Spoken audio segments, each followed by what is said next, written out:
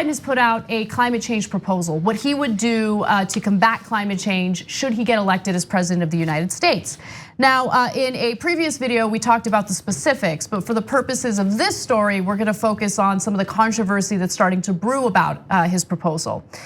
According to reports, at least 3 instances in this proposal show that Biden's plan appears to directly copy language from letters and websites for other climate change advocacy organizations.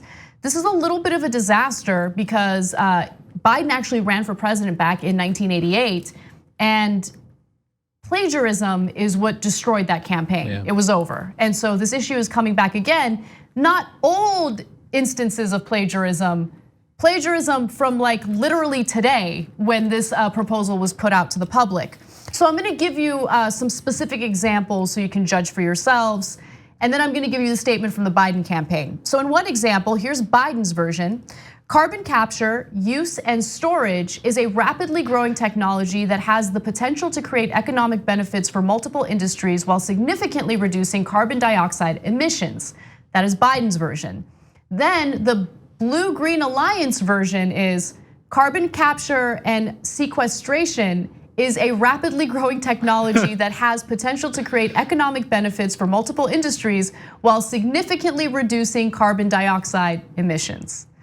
All right. He just made sequestration, use, and storage. That was about it. That's right. Couldn't they just have said, I mean, for Biden's version, couldn't they have just said, as the Blue-Green Alliance says, you know what I'm saying? Couldn't they just reference it? That's what you're supposed to do. That's what you're supposed to do. Which aligns yourselves with those movements. Exactly, exactly. You're giving them credit.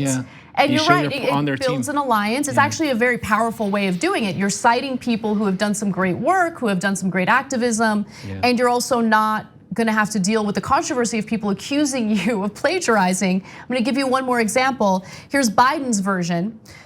Biden's goal is to make CCUS a widely available, cost-effective, and rapidly scalable solution to reduce carbon emissions to meet mid-century climate goals. Then there's the version from Carbon Capture Coalition Center for Climate and Energy Solutions. And their version says, its goal is to make carbon capture, use, and storage a widely available, cost-effective, and rapidly scalable solution to reduce carbon emissions to meet mid-century climate goals. I would fail my student.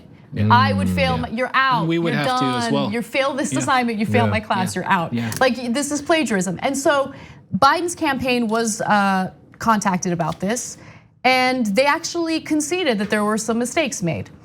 Several citations were inadvertently left out of the final version of the 22-page document. As soon as we were made aware of it, we updated to include the proper citations. What if their response had been, ask not what your country could do for you, ask what you can do for your country, as Joe Biden says. Oh, we forgot to cite the right source. It's like, oh no. No, I mean it's trying to like claim that this is what he and his campaign are about, but let's be like completely honest. It's not really clear, much like Hillary Clinton, I would say, what Biden's campaign is about. Where is the vision? Where is the imagination? What's the America he wants? Like Trump was pretty clear, even though he lied, what kind of America he was fighting for, right? Like make America good again. We're gonna roll back the clock, like back to this era, the bygone era, where everybody was great except black people and brown people, etc. Right?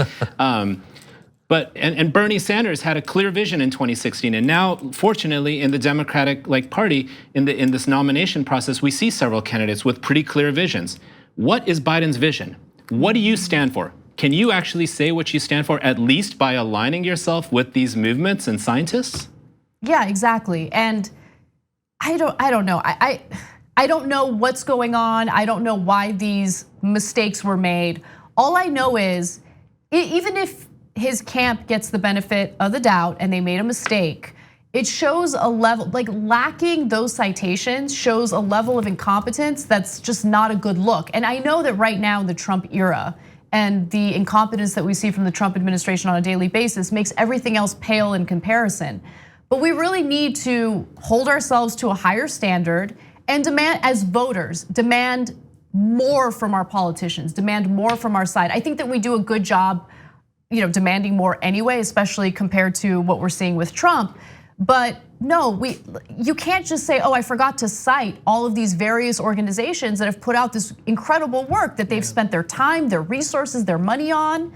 Just give them credit. And has he reached out to them?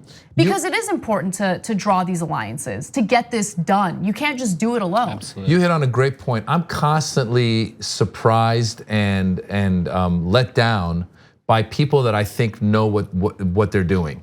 You kind of assume that people know what they're doing. So you assume someone who's running this campaign and they're in charge of putting this thing out knows what they're doing, and they're going to go ahead and cite these organizations, and yet they don't. Right. So you're constantly going like, what bozos are running these campaigns, or who's behind the scenes? I mean, it wasn't Biden that went and copied and pasted. If somebody else was doing that, and so you're absolutely right. I feel that in this day and age of everything moving so fast, and you're on social media, and I think it's you look at the White House. There's so much incompetence. So I think a lot of people just kind of get in, and there's incompetence all over the place, and it's very disappointing.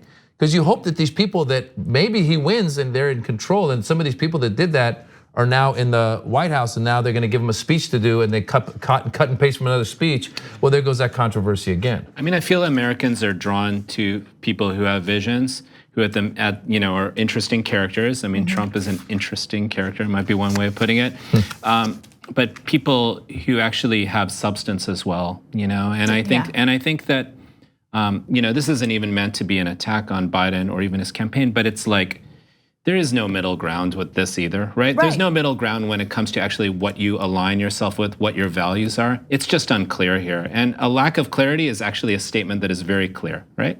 That's true. Ironically it definitely does speak volumes. Speaks volumes. Yeah. Like what you see? Click the subscribe button below, and don't forget to ring the bell to never miss another video from the Young Turks.